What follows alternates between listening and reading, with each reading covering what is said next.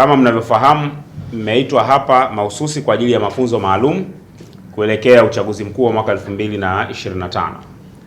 Na mafunzo haya yanatolewa katika kipindi hiki ili kwanza kuandaa ninyi kama viongozi kwa ajili ya kuandaa mazingira ya uchaguzi. Tunafahamu kwamba uchaguzi wa mwaka 2025 unatofautiana pengine na chaguzi nyingi zilizopita, kwa sababu ni uchaguzi ambao unafanyika baada ya chaguzi 3 kuharibiwa: uchaguzi wa serikali za mitaa mwaka 2019, uchaguzi mkuu wa mwaka 2020 na uchaguzi wa serikali za mitaa mwaka 2024.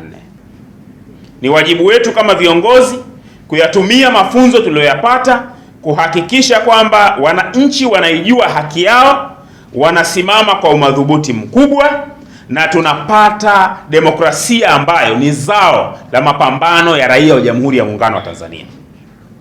Ni wajibu wetu kama vile walivyofanya wazee wetu kuhakikisha kwamba sisi katika nchi hii hatui sehemu ya watu ambao tunashuhudia yale yanayotokea, bali tunakuwa ni sehemu ya watu ambao tunaamua nini kitokee kwenye nchi yetu.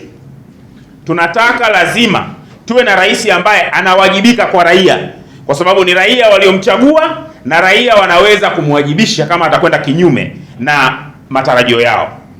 Tunataka tuende kwenye uchaguzi ambao wananchi watautumia kumchagua mbunge na wanajua kwamba wana uwezo wa kumwajibisha huyo mbunge kama atakwenda kinyume na matarajio yao.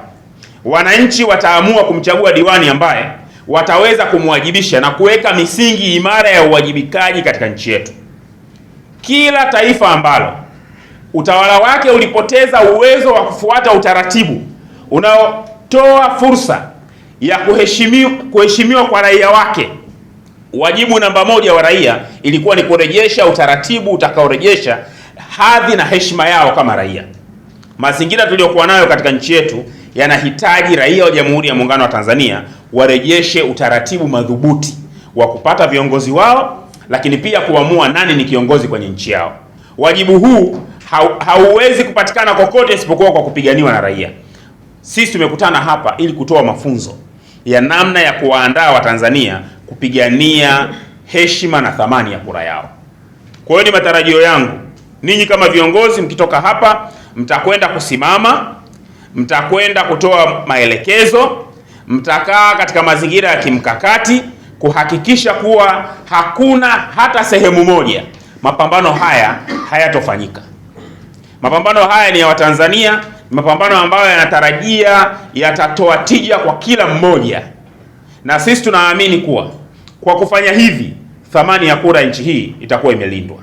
Wajibu namba moja wa raia yeyote katika taifa lake ni kulinda demokrasia ya nchi yake. Kitu pekee ambacho kinamtofautisha mtu kuwa raia wa nchi na kuwa sio raia ni uwezo wake wa kuamua nani awe kiongozi wa nchi hiyo.